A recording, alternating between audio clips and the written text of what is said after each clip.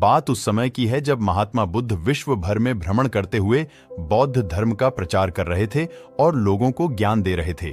एक बार महात्मा बुद्ध अपने कुछ शिष्यों के साथ एक गांव में भ्रमण कर रहे थे। उन दिनों कोई वाहन नहीं हुआ करते थे, सो लोग पैदल ही मीलों की यात्रा करते थे। ऐसे ही गांव में घूमते हुए काफी देर हो गई थी। बुद्ध जी को काफी प्यास लगी थी। उन्होंने अपने एक शिष्य को गांव से पानी लाने की आज्ञा दी। जब वह शिष्य गांव में अंदर गया तो उसने देखा वहां एक नदी थी जहां बहुत सारे लोग कपड़े धो रहे थे।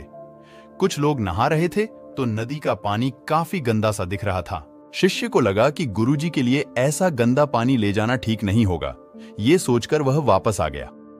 महात्मा बुद्ध को बहुत प्यास लगी थी, इसीलिए उन्होंने फिर से दूसरे शिष्य को पानी लाने भेजा। कुछ देर बाद वह शिष्य लौटा और पानी ले आया। महात्मा बुद्ध ने शिष्य से पूछा कि नदी का पानी तो गंदा था, फिर तुम साफ पानी कैसे ले आए?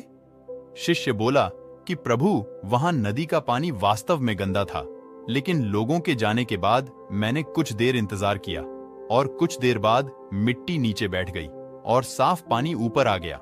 बुद्ध यह सुनकर बड़े प्रसन्न हुए और बाकी शिष्यों को भी सीख दी कि हमारा ये जो जीवन है यह पानी की तरह है।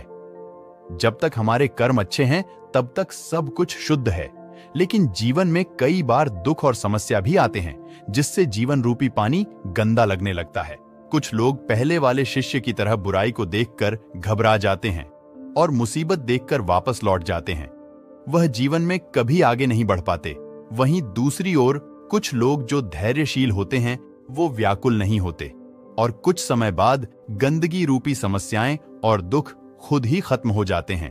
तो मित्रों, इस कहानी की सीख यही है कि समस्या और बुराई केवल कुछ समय के लिए जीवन रूपी पानी को गंदा कर सकती है, लेकिन अगर आप धैर्य से काम लेंगे तो बुराई खुद ही कुछ समय बाद आपका साथ छोड़ देगी। आप लोगों को ये कहानी कैसी लगी? नीचे कमेंट के जरिए हमें जरूर बताइए। धन्यवाद।